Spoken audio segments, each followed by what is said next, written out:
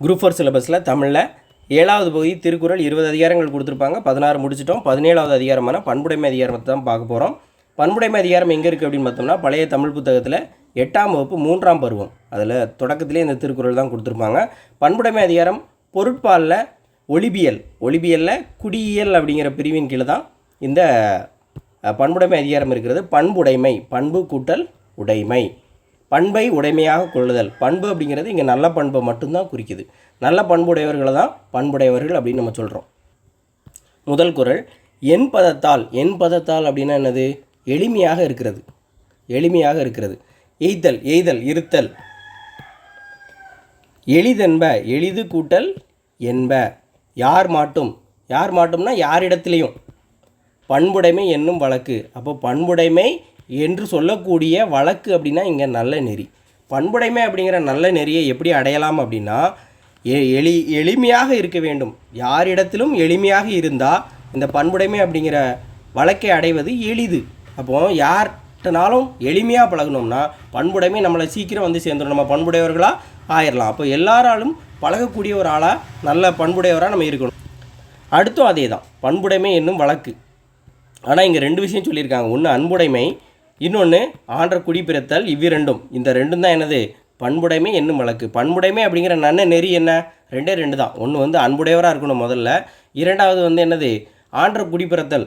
அதாவது ஆன்றனா இங்கே என்ன சொல்லியிருக்காங்க? உயர்ந்த குடிங்கிறது எங்கே என்னன்னா, சான்றோர்களால் பாராட்டப்படக்கூடிய விஷயங்களை, அறம் சார்ந்த செயல்களை செய்யக்கூடியவர்கள் தான் உயர்ந்த குடியினர். அந்த உயர்ந்த குடியில் பிறக்கிறதும் அன்புடையவர்களாக இருக்கிறதும் இந்த 2 தான் பண்புடையவர்கள் ஆகிறதுக்கான வழக்கு, வாழ்க்கை நெறி. மூன்றாவது உறுப்பொத்தல். உறுப்பு கூட்டல் ஒத்தல். உறுப்பு ஒத்திருத்தல். ஒருத்தருக்கு வந்து உறுப்பு ஒரே மாதிரியான உறுப்புகள் இருக்குது. கை இருக்குது, அவங்களுக்கும் கை இருக்குது. கால் இருக்குது. அது வந்து மக்கள் ஒப்பு. அன்றால் அப்படின்னா இல்லைன்னு அர்த்தம். தக்க. வெறு கூட்டல் தக்க. இதில் வெறுத்த கேள்வி விலங்கு புகழ் தமிழ் கபிலர்லாம் கேள்விப்பட்டிருப்போம். அப்படி தானே? இந்த வெறுத்த அப்படிங்கிறது எதை குறிக்கும் அப்படின்னா, ஒரு செறிந்த அப்படின்னு அர்த்தம். செறிந்த தகுதியான அப்படிங்கிற தக்க அப்படின்னா தகுதி அப்படின்னு அர்த்தம். பண்பொத்தல். பண்பு கூட்டல் ஒத்தல். ஒப்பதாம் ஒப்பு அப்படிங்கிறது என்ன? ஒப்புமை. 2 விஷயத்தை வந்து கம்பேர் பண்ணுறது, பொருந்தி இருக்கிறதுன்னு அர்த்தம். அப்போது உறுப்பால் ஒத்திருக்கிறது வந்து மக்கள் ஒப்பு அல்ல.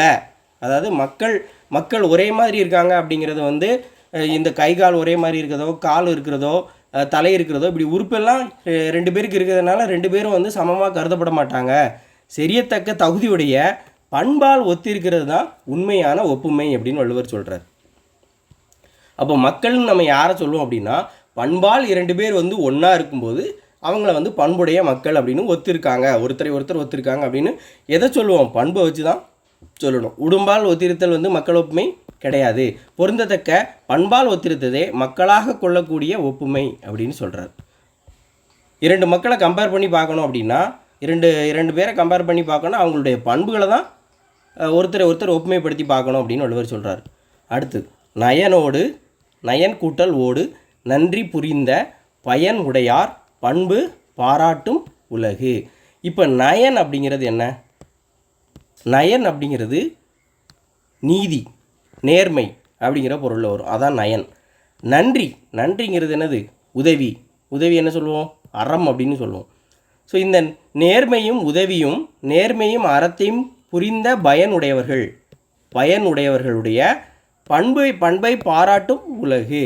அப்படிப்பட்ட பண்புடையவர்களை இந்த உலகம் பாராட்டும். யார் எப்படி இருக்கணும்? முதல்ல நேர்மையுடையவர்களாக இருக்கணும்.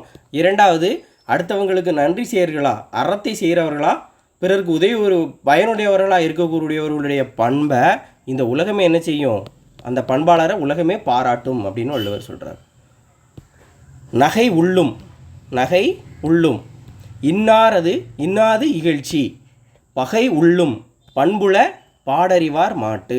நகை உள்ளும். அந்த நகைக்கு உள்ள, நகை அப்படிங்கிறது என்ன? சிரிப்பு. அந்த ஒருத்தவங்களை சிரித்து பேசி விளையாடும்போது கூட அதுக்குள்ள, அந்த நகைக்குள்ள, அந்த சிரிப்புக்குள்ள உள்ள அர்த்தம் வந்து இன்னாது அப்படின்னா தீமையான விஷயத்தை தான் என்ன சொல்லுவோம்? இன்னாது அப்படின்னு சொல்லுவோம்.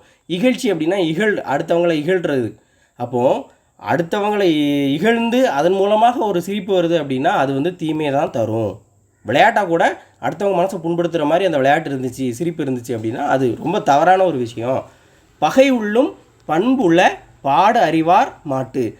பகை உள்ளும் பகை எண்ணம் கொண்டவர்கிட்ட கூட இந்த பண்புடையவர் எப்படி செய்ய மாட்டார், இந்த மாதிரி செயல்களை அவங்களோட அறிந்து செயல்படுவார், இந்த மாதிரி செயல்களை செய்ய மாட்டார் அப்படின்னு சொல்கிறாங்க. அப்போ விளையாட்டாக ஒருவரை இகழ்ந்து பேச துன்பத்தை தரும், பிறருடைய இயல்பை அறிந்து நடப்பவரிடத்தில் பகைமை இருப்பினும் நல்ல பண்புகள் இருக்கும் அப்படின்னு சொல்கிறாரு. இந்த குறளோட பொருள் அதுதான். விளையாட்டாக கூட ஒருத்தரை இகழ்ந்து பேசுறது துன்பம் தரும், ஆனால் பண்புடையவர் என்ன செய்வார் அப்படின்னா பகை உள்ளவர்கள்ட்ட கூட பண்போடு நடந்து கொள்வார் அப்படிங்கிறது தான் அதோட பொருள். இங்கே எப்படி கொடுத்துருக்காங்க, அந்த அவர்கிட்ட பகைமை இருந்தால் கூட நல்ல பண்புகள் இருக்கும் அப்படின்னு சொல்கிறார். நகை உள்ளும் விளையாட்டாகவும் பாட அறிவார் நெறியுடையவர். 6வது குறள். பண்புடையார் பட்டுண்டு உலகம். அது பட்டுன்னு அர்த்தம், இது மேலே பட்டு. அப்போ பண்புடையவர்கள் மேலே பட்டுக்கிட்டே இருக்குது, அவங்களுடைய கண் பட்டுக்கிட்டு இருக்குது, இல்லை பண்புடையவர்கள் அந்த உலகத்தில் இருந்துக்கிட்டே இருக்காங்க. இப்படி பண்புடையவர்கள் தொட்டுக்கொண்டே இருக்கிறதுனால தான் இருந்துக்கிட்டே இருக்கிறதுனால தான் இந்த உலகம் இருக்குது. அது வின்றேல், அது இல்லைனா மண்புக்கு மாய்வது மண் புக்கு, மண்ணுக்குள்ளே புகுந்து என்றோடு மண்ணோட மண்ணாக புகுந்து போயிருக்கும் இந்த உலகம் அப்படின்னு வள்ளுவர் சொல்கிறார். அப்போ உலகம் பண்புடையவர்களால் தான் நிலை பெற்று கொண்டிருக்கிறது, இல்லைனா என்றைக்கு மண்ணோட மண்ணாக போயிருக்கும், மண்ணுக்குள் புகுந்து மாய்ந்து விட்டுருக்கும் இந்த உலகம் அப்படின்னு சொல்கிறார். மாய்வதுன்னா அழிவது. அடுத்த குறள்.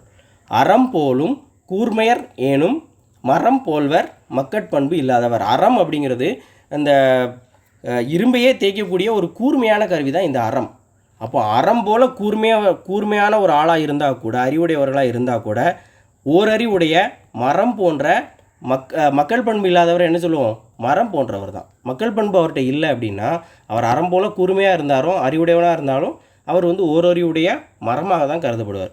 அறம் போன்ற கூர்மையான அறிவுடையவராக இருந்தாலும் மக்களுக்குரிய அந்த பண்பு இல்லை அப்படின்னா அவரை ஓரறிவுடைய மரமாகவே தான் இந்த உலகத்தில் கருதுவாங்க. அறம் அப்படிங்கிறது என்ன, அந்த வாளை கூர்மையாக்கக்கூடிய ஒரு கருவி. அடுத்து, நண்பு ஆற்றாராகி நயம் இல செய்வார்க்கும் பண்பாற்றாதாரர் கடை அப்படின்னு சொல்கிறாங்க. அப்போ நண்பு, முதல்ல நண்பு ஆற்றார். நண்புனா என்னது, நட்பு. ஆற்றார் என்ன அர்த்தம், ஆற்றார் அப்படின்னா செய்ய மாட்டார், அப்படி தானே. ஆற்றுதல் அப்படின்னா செய்தல், ஆற்றார் அப்படின்னா செய்ய மாட்டார். அப்போ நட்பை நம்மகிட்ட செய்ய மாட்டார், அப்போ நம்மளுடைய பகைவர். நயம் இலை அப்படின்னா என்ன அர்த்தம், நயம் கூட்டல் இலை. நயம்னா நன்மை இல்லாதது. அப்போ நம்மகிட்ட நண்பராக பழக மாட்டார், நம்மளை எதிரியாக பார்க்கக்கூடிய ஒருத்தர், நமக்கு தீங்கு செய்யக்கூடிய ஒருத்தருக்கும் பண்பு ஆற்றார். நம்ம பண்பு ஆற்றாமல் இருக்கிறது என்னது, இருக்குதுலே கடைன்னு அர்த்தம், இழிவுன்னு அர்த்தம்.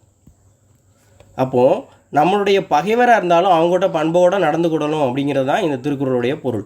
நம்மகிட்ட நட்பு கொள்ள இயலாதவராய் தீங்கு செய்யக்கூடியவர்கிட்டையும் எப்படி நடந்துக்கணும், பண்புடையவராய். ஒருவேளை பண்பாற்றாமல் இருந்தோம் அப்படின்னா, பண்பை அவங்ககிட்ட காட்டாமல் இருந்தோம் அப்படின்னா அது கடை, அது ரொம்ப இழிவான ஒரு செயல் அப்படின்னு சொல்கிறார். அப்போ பகைவர்கிட்டையும் பண்பாக நடந்து கொள்ளணும் அப்படிங்கிறது தான் இந்த குறளுடைய பொருள். நகல் பல்லர் அல்லார்க்கு மாயிரு ஞாலம் பகலும் பார்ப்பட்டன் இருள். இப்போது நகல் அப்படிங்கிறது அங்கே எதை குறிக்கும், நகுதல், சிரித்தல் அப்படிங்கிற பொருள் வரும். அப்போ சிரிக்கிறது, சிரித்து வல்லார் அப்படின்னா அதில் வல்லவர், அல்லாருக்கு அப்படின்னா இல்லாதற்கு அப்படின்னு அர்த்தம். அப்போது பிறர்கிட்ட சிரித்து பேசி மகிழக்கூடிய அந்த பண்பினை உடையவராக இல்லாமல் இருக்கக்கூடிய ஆளுக்கு மாயிரு ஞாலம். அப்படிங்கிறது மிகப்பெரிய ஞாலம். அப்போ இந்த மிகப்பெரிய ஞாலம் அப்படிங்கிறது என்னது, உலகம். இந்த மிகப்பெரிய உலகம் எப்படி இருக்குமா, பகலும் பார்ப்பட்டன் இருள். பகலும் எப்படி இருக்கும், இருள் மாதிரி தான் இருக்கும். பிறரோடு பழகி பேசி சிரித்து மகிழ இயலாதவருக்கு இந்த மிகப்பெரிய உலகம் எப்படி இருக்கும், பகலே அவனுக்கு இருள் மாதிரி தான் இருக்கும் அப்படின்னு சொல்கிறார். மாயிரு ஞானம்னா மிகப்பெரிய உலகம். அடுத்து, பண்பிலான் பெற்ற பெருஞ்செல்வம் நண்பால் கலந்தீமையால் திரிந்தற்று. அற்று அப்படின்னா அதை போன்று. அப்போ இங்கே என்ன வருது, உவமை அணி வருது. இப்போது வள்ளுவர் பண்பு இல்லாதவன்கிட்ட ஒரு பெரிய செல்வம் கிடைக்கிது, பண்பு இல்லாதவன்கிட்ட நிறைய செல்வம் வச்சுருக்கான். அது எப்படி இருக்குமாம்னா, நல்ல ஒரு பால், அதை களம் அப்படிங்கிறது பாத்திரம், ஒரு தீமையான பாத்திரம், அந்த களத்துடைய தீமையால். அப்போது அந்த பாத்திரத்துடைய தீமையால் என்ன செய்யுது, திரிந்ததை போன்றது அப்படின்னு சொல்கிறார். அப்போ பண்பில்லாதவன் இருக்கக்கூடிய செல்வம் எப்படிப்பட்டது அப்படின்னா, ஒரு நல்ல பாலை யார்கிட்ட ஊற்றி வச்சுருந்தா, ஒரு ஆவாத ஒரு பாத்திரத்தில் ஊற்றி வச்சுருந்தா அந்த பால் எப்படி திரிஞ்சிடும். அதை மாதிரி தான் பண்பில்லாதவன்கிட்ட இருக்கக்கூடிய செல்வமும் வம்பா போகும். திரிந்தற்று அப்படின்னா திரிந்தது போன்றது அப்படிங்கிற பொருள். ஸோ இதோட 17 அதிகாரம் முடிந்தது. நன்றி.